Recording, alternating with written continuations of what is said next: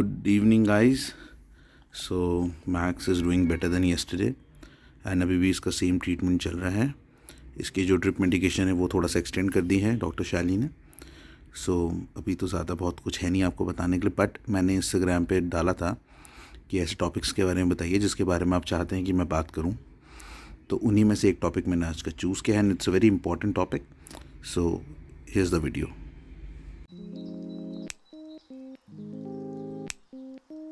हाँ जी, तो welcome to another video.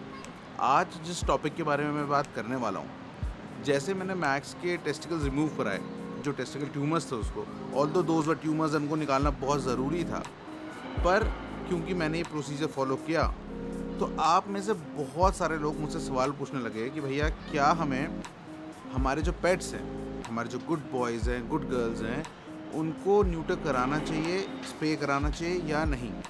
तो दोस्तों फिर मैंने काफ़ी सारी रिसर्च करी और पिछले मैं 3-4 दिनों से इस बारे में रिसर्च कर रहा हूँ एंड आई थॉट कि इट्स राइट टाइम नाउ कि मैं इस बारे में आपसे बात कर सकूँ. दोस्तों इस टॉपिक में बात करने से पहले आपका ये जानना बहुत ज़रूरी है कि स्पेइंग एंड न्यूटरिंग आखिर में होता क्या है. देखो दोस्तों, स्पेइंग होता है बिचेस के केस में और न्यूटरिंग होता है डॉग्स के केस में.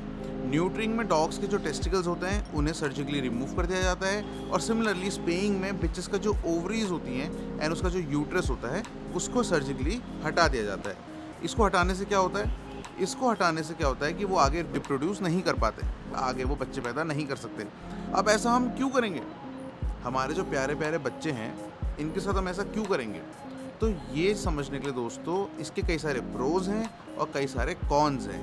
जो बेनिफिट्स हैं पहले उसके बारे में बात करेंगे और फिर जो नुकसान है, जो कॉन्स हैं, उसके बारे में हम लेटर ऑन बात करेंगे. तो दोस्तों सबसे बड़ा बेनिफिट जो मुझे लगता है न्यूटरिंग और स्पेइंग का, वो है आपकी बेटर सोशल लाइफ. देखो दोस्तों होता क्या है कि जो डॉग्स होते हैं या जो बिचेस होते हैं, जब ये हीट सीजन चलता है तो इनके हार्मोन्स इतने ज़्यादा उबाल मार रहे होते हैं कि इन बेचारों के दिमाग में ना कुछ और आता नहीं है. और सिर्फ हीट सीजन नहीं, जैसे गोष्ठी है, गोष्ठी के केस में 12 के 12 महीने उस बेचारे का दिमाग ना एक ही डायरेक्शन में चलता है. अब फ़र्ज़ करिए कि हम हाइक पे गए हुए हैं, हमारे साथ एक परिवार हाइक पे आना चाहता है जिनके पास एक फ़ीमेल डॉग है. क्या वो अपना फीमेल डॉग को लेके आ सकते हैं? बिल्कुल आ सकते हैं, पर उस फीमेल डॉग का गोश्त जीना हराम कर देगा, उसके चारों तरफ चक्कर काटेगा, उसको माउंट करने की कोशिश करेगा. मतलब कुल मिलाकर आपको पता है मैं क्या बोल रहा हूँ. तो वो बहुत परेशान हो जाएंगे.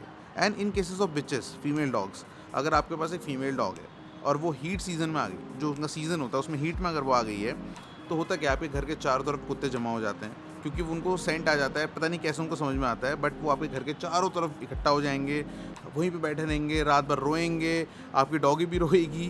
तो ये कुल मिला के बहुत ही हैसल भरी सिचुएशन है. और अगर आपका डॉग न्यूटर्ड है या आपकी बिच स्पेड है तो इस सिचुएशन से आप बच सकते हो. वो दो बहुत ही सभ्य कुत्तों की तरह मिलेंगे, पूंछ हिलाएंगे, एक दूसरे को सूंघेंगे, दैट्स अबाउट इट. ये सब चढ़ना चढ़ाना परेशान करना सब खत्म हो जाएगा. तो मेरे हिसाब से मुझे सबसे बड़ा बेनिफिट ये लगता है. दूसरा बेनिफिट क्या होता है दोस्तों?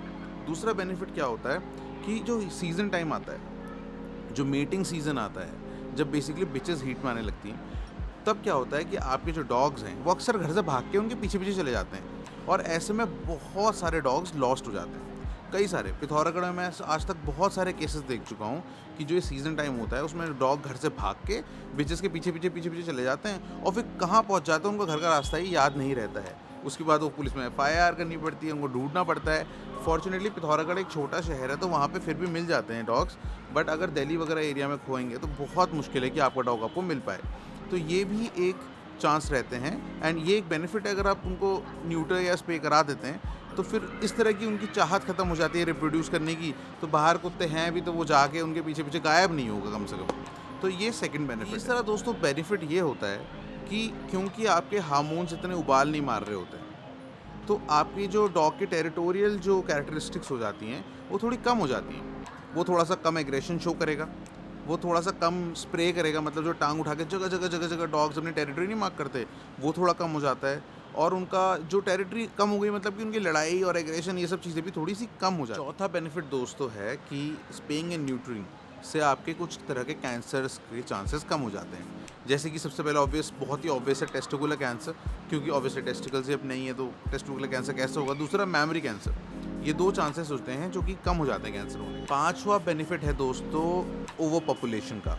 अब देखो दोस्तों, जो जितने भी हमारे गुड बॉयज़ हैं, गुड गर्ल्स हैं, जो सड़क पे घूम रहे हैं, स्ट्रीट डॉग्स, ये हर सीज़न में ब्रीड करते हैं. हर सीज़न में ब्रीड करते हैं। इनकी पॉपुलेशन बढ़ते जा रही है, बढ़ते जा रही है, बढ़ते जा रही है, और जितनी इनकी पॉपुलेशन बढ़ते जाएगी उतना ही मुश्किल हो जाएगा कि जो लाइफ ये जी रहे हैं उसकी क्वालिटी और भी कम कम कम कम कम होती जाएगी, क्योंकि सड़क पे खाना लिमिटेड है, बाहर ज़िंदा रहने के चांसेस लिमिटेड हैं, और वो चांसेस और भी ज़्यादा कम होते जाएंगे।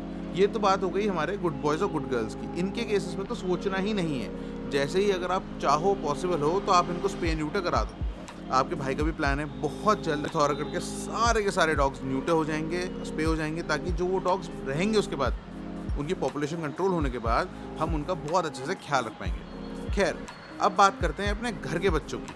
जैसे हमारे केस में दोस्तों भोटू है। अब भोटू एक फ्री सोल है। भोटू और उसकी माँ कालू वो घूमते रहते हैं दिन भर। वो पहाड़ों पे जाते हैं, वो इधर घूमते हैं, उधर घूमते हैं। अगर भोटू को मैं अपने घर पे लाके रख लूँगा ना, वो एक दिन में पागल हो जाएगी, बिकॉज उसको भागना है, दौड़ना है। कई एकड़ों लैंड तो भागती है, दौड़ती है, अपनी टेरिटरी उसने मार्क करी हुई है। पर दोस्तों प्रॉब्लम क्या है? प्रॉब्लम ये होती है कि जैसे वो हीट सीजन में आती है तो वो किसी भी डॉग के साथ मेट कर सकती है एंड फिर अनवांटेड बच्चे पैदा कर सकती है। जैसे अभी इस केस में हुआ, जो अभी गोस्ट के जो बच्चे हुए, भोटू वहाँ से भाग के आई, 6 किलोमीटर दूर आके गोस्टू के साथ मेट करके चलेगी। तो अगर हम भोटू को स्प्रे करा देंगे तो ये प्रॉब्लम जो है हमारे केस में कम हो जाएगी। एंड भोटू के केस में मोस्ट डेफिनेटली हम इन गर्मियों से पहले उसको न्यूटर शायद करा भी दें, बिकॉज हमारे पास कोई और ऑप्शन है नहीं। एक ऑप्शन है कि उसकी फ्रीडम को हम रोक दें, उसको बांध के रखें। दूसरा ऑप्शन है कि हम उसको स्प्रे करा दें और फिर उसको खुला छोड़ दें।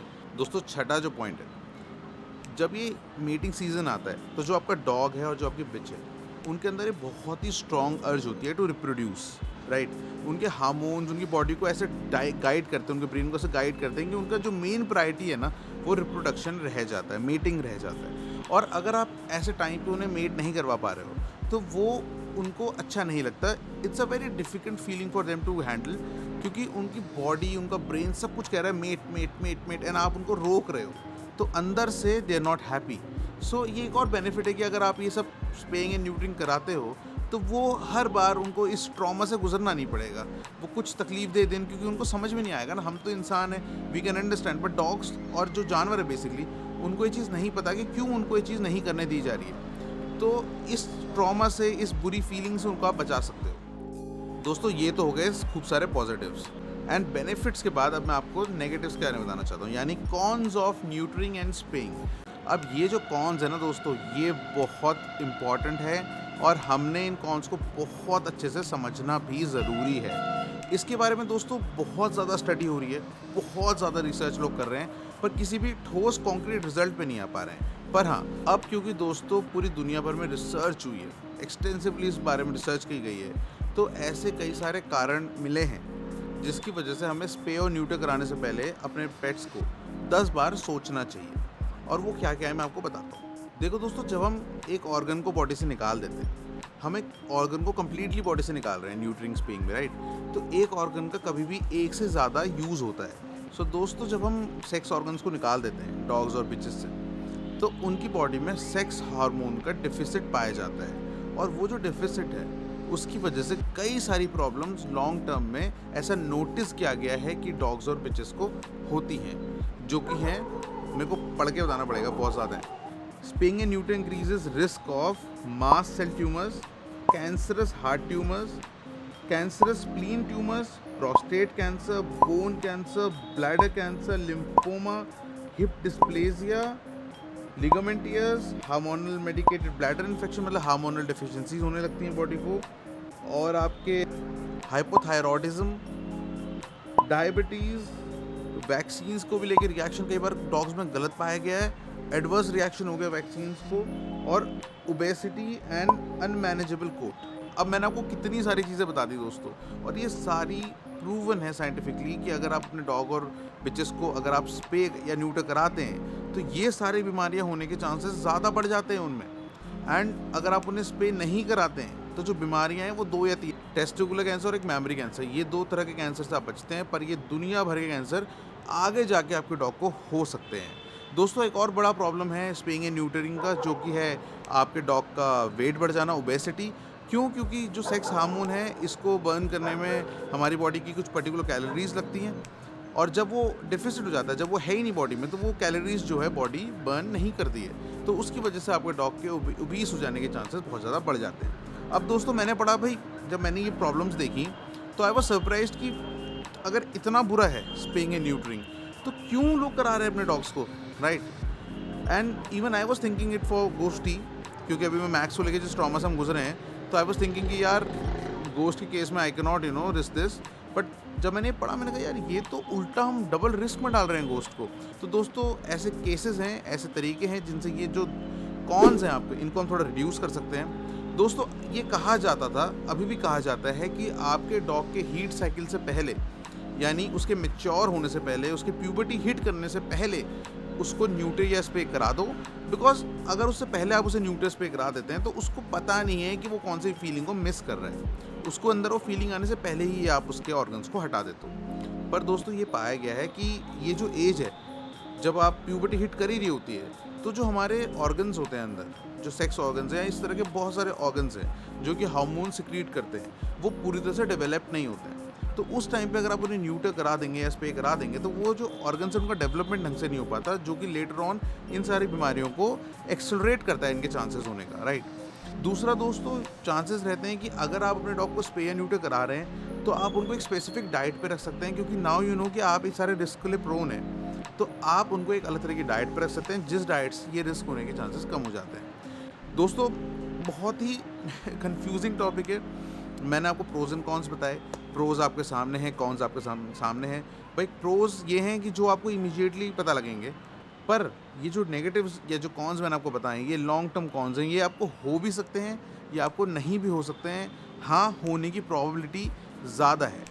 जितनी भी स्टडीज़ मैंने देखी, जो रिसर्चेस मैंने पढ़ी, उसके सब में ये था कि जो बेसिकली डॉग्स थे जिनको न्यूटर या स्प्रे नहीं किया गया था, और डॉग्स थे जिनको न्यूटर या स्प्रे करा गया था, ये बीमारियां उनमें थोड़ी ज़्यादा थी, इनमें थोड़ी कम थी। इनमें भी ये बीमारी पाई जाती हैं, इनमें भी पाई जाती है, पर इनमें वो बीमारियां थोड़ी ज़्यादा थी, इनमें थोड़ी कम थी। और जिन डॉग्स को हमने न्यूटर या स्प्रे नहीं करा है, उनमें टेस्टिकुलर कैंसर और मेमोरी कैंसर की बीमारियां ज़्यादा थी, इनमें वो कम थी। तो अब आप समझ रहे हैं कि एक तरह से सिक्के के दो पहलू हैं। तो आई होप दोस्तों आपको ये वीडियो इन्फॉर्मेटिव लगा हो। ये मैं इस टॉपिक में वीडियो बनाने का मैंने कभी सोचा नहीं था। इस तरह के वीडियोस बनाना मुझे वैसे भी ज़्यादा पसंद नहीं है, बट मेरे को लगा कि ये ऐसा टॉपिक है जिसके बारे में हमें जानना चाहिए, हमें समझना चाहिए, पढ़ना चाहिए, एंड देन हमें डिसाइड करना चाहिए कि हमारे बच्चों को हमने स्प्रे न्यूटर कराना है या नहीं है। क्योंकि जो भी एंड रिजल्ट होगा ना दोस्तों, that will be on you. वो आपकी रिस्पॉन्सिबिलिटी होगा और वो आपकी ऊपर आएगा।